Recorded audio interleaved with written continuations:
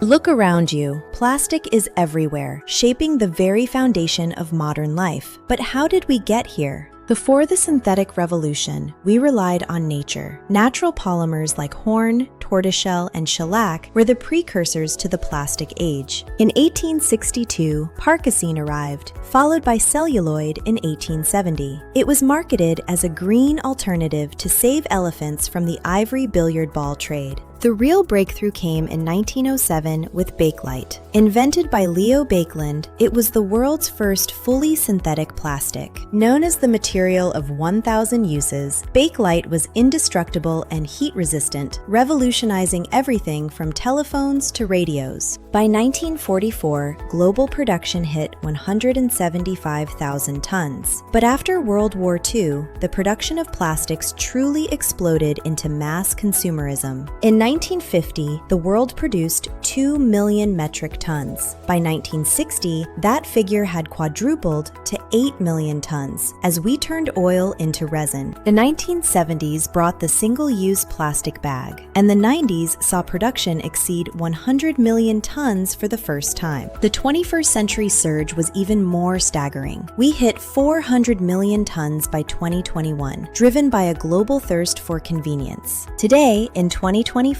global production hovers around 460 million metric tons per year. That's nearly double what it was just 2 decades ago. Since 1950, humans have produced an estimated 9.2 billion metric tons of plastic. Incredibly, half of that has been made since 2004. Major giants like Dow, ExxonMobil, and BASF lead this massive industry, powering sectors from medical to aerospace. But the very thing that makes plastic so useful, its chemical durability, is also its greatest flaw. It simply does not go away. Projected trends suggest that by 2060, annual production could triple to a staggering 1.2 billion metric tons. What started as a convenient invention has become a global crisis. But where does it all go? Find out in part 2. What happens to plastic after we throw it away? Is it really gone? Every year, the world produces billions of products, bags, bottles, and packaging. In 2024, we are projected to generate roughly 220 million tons of plastic waste. But here's the stark reality. Globally, only about 9% of all plastic ever made has been recycled. Nearly 1/3 of all plastic waste, about 70 million tons, is mismanaged, meaning it is leaked into the environment or openly burned. This leads to Plastic Overshoot Day. In 2024, this occurred on September 5th, the point where our waste exceeded the world's capacity to manage it. In the UK alone, households discard a staggering 1.7 billion pieces of plastic every single week. This waste travels long distances, carried by wind and water across borders. Just 12 countries are responsible for 60% of the world's mismanaged waste. India leads the world in generating plastic pollution, followed by Nigeria and Indonesia. Eventually, these rivers act as arteries, flowing directly into the world's oceans. Scientists estimate that between 8 and 12 million metric tons of plastic enter our oceans every year. And once plastic reaches the sea, it becomes part of a permanent, growing global crisis. By 2040, this leakage could triple to 29 million metric tons. But how does all this plastic affect ocean life? Discover the answer in part 3. Plastic in the oceans. Imagine an ocean where plastic outnumbers fish. Every year, rivers act as conveyor belts, carrying between 8 and 12 million tons of waste from our cities directly into the sea. Over time, powerful ocean currents gather this debris into 5 massive swirling zones known as garbage patches. The most famous, the Great Pacific Garbage Patch, covers an area of 1.6 million square kilometers. That's twice the size of Texas or 3 times the size of France. It is estimated to contain over 1.8 trillion pieces of plastic. It's not just consumer waste. Nearly half of the weight in these patches comes from ghost nets, abandoned fishing gear that continues to trap and kill marine life for years. To a sea turtle, a translucent floating plastic bag looks exactly like a delicious jellyfish. When they swallow it, the plastic blocks their digestive systems, leading to a slow and painful starvation.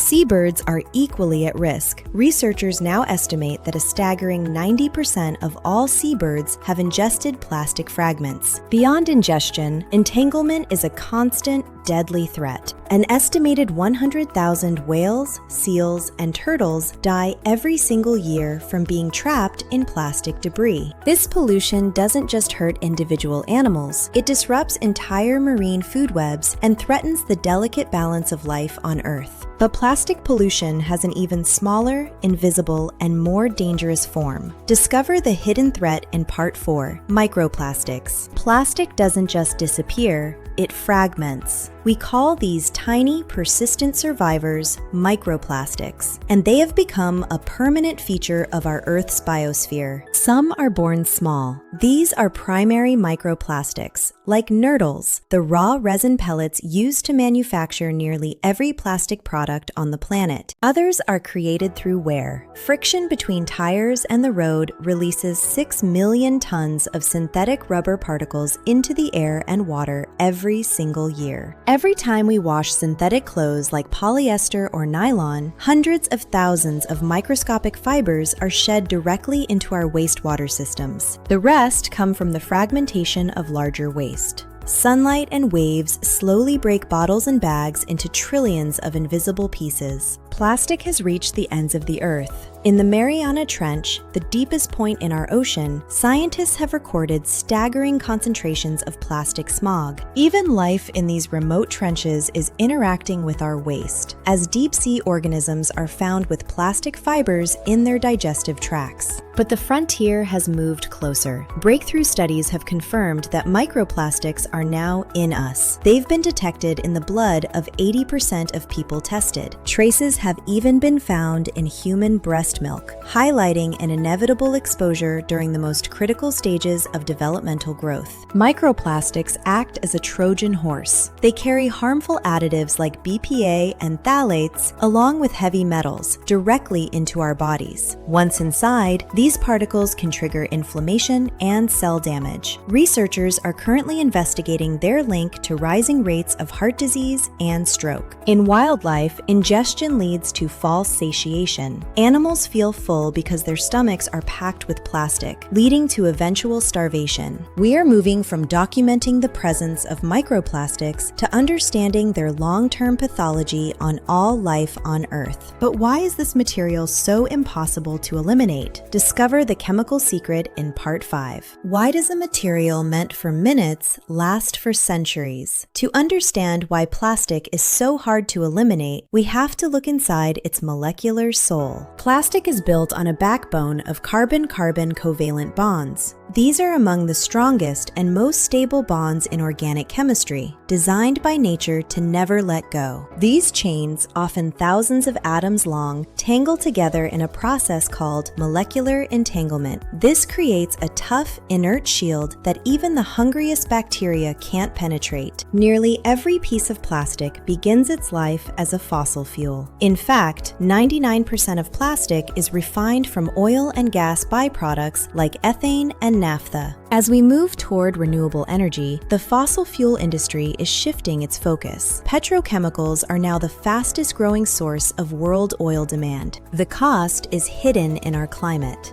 A landmark 2019 report revealed that plastic production adds more than 850 million metric tons of greenhouse gases to our atmosphere every year. That is equivalent to the annual emissions of 189 full-capacity coal power plants. By 2050, plastic could consume up to 13% of our global carbon budget. But plastic is more than just polymers. It's a delivery system for a complex cocktail of over 13,000 different chemicals used as additives and stabilizers. Of those, researchers have identified 3,200 substances as chemicals of concern, known toxins linked to cancer, neurotoxicity, and hormone disruption. The regulatory gap is massive. Only 980 of these 13,000 chemicals are globally regulated, leaving thousands of hazardous substances in our everyday products. These chemicals don't stay in the plastic. They leach into our food, our water, and our bodies, making the quest to eliminate plastic a matter of urgent public health. The paradox of plastic is its greatest challenge: mass production of a permanent material. So can recycling save us? Find out in Part 6. Can recycling solve the plastic problem? Recycling helps reduce plastic waste by turning used plastic into new products. The process usually involves collecting, sorting, cleaning, and melting plastic materials so they can be reused. However, not all plastics are easy to recycle. Different types of plastic require different processing methods. Some plastic items are too contaminated or complex to recycle efficiently. Internal documents from the 70s and 80s revealed that industry executives knew recycling was technically and economically difficult, yet they lobbied states to mandate these labels anyway. By promoting recycling through massive advertising campaigns, the industry effectively shifted the burden of waste from the producer to the consumer. Today, a new hope is rising: chemical recycling. This advanced process uses heat to break polymers back into their original molecules. Unlike mechanical systems, it can handle contaminated or mixed plastics, producing virgin quality resin that can be recycled indefinitely. But chemical recycling is energy intensive and expensive. Critics argue it often produces more fuel than new plastic, making its environmental benefit debatable. Because of these challenges, recycling alone cannot eliminate plastic pollution. Reducing plastic use is just as important, but scientists and innovators are developing new solutions. Next, Part 7: Innovative Solutions. Around the world, scientists and engineers are searching for smarter solutions. The fight against plastic pollution has moved from the shoreline to the laboratory. Researchers are developing biodegradable plastics derived from plants and fungi that are designed to break down more quickly and safely in natural environments. Engineering solutions are also hitting the water. Innovative machines are now being deployed in the world's most polluted rivers to intercept plastic before it ever reaches the ocean. Beyond cleanup, companies are redesigning the consumer experience. Modern refill stations and reusable packaging systems are aiming to eliminate the concept of single use entirely. The most powerful solution may be legal. Delegates from over 170 countries are negotiating a legally binding UN Global Plastic Treaty to end plastic pollution for good. A key part of the discussion is a global cap on plastic production, a move that could fundamentally turn the tide on the amount of waste we generate. These innovations are part of a growing movement toward a circular economy, a system where materials are kept in use through repair, reuse, and recycling. Advocates are also pushing for stricter transparency laws, requiring manufacturers to disclose and regulate the thousands of hazardous chemicals found in plastic products. The challenge now is scale. Turning these breakthroughs from laboratory concepts into global standards requires unprecedented cooperation and investment. But technology and policy are only half the story. The ultimate future of our planet depends on something even more powerful: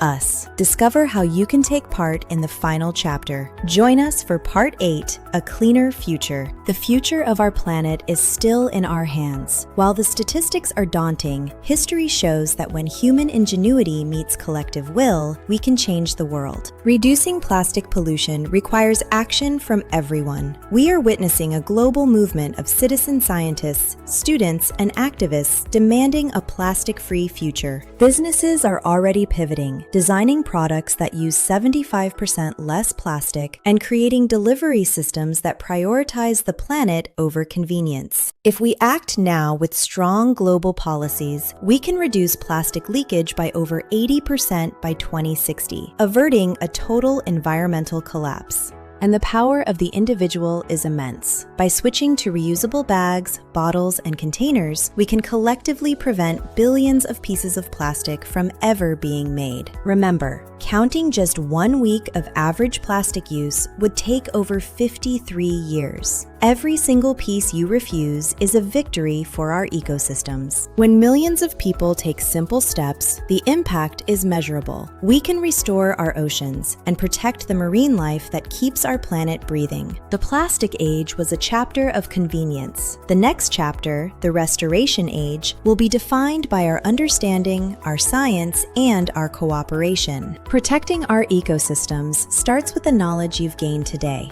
Together, we can ensure a cleaner, healthier future for every living thing on Earth. Thank you for joining us for this 8-part journey through the plastic waste crisis. Subscribe to STEM Spark Studio for more science, sustainability, and STEM stories.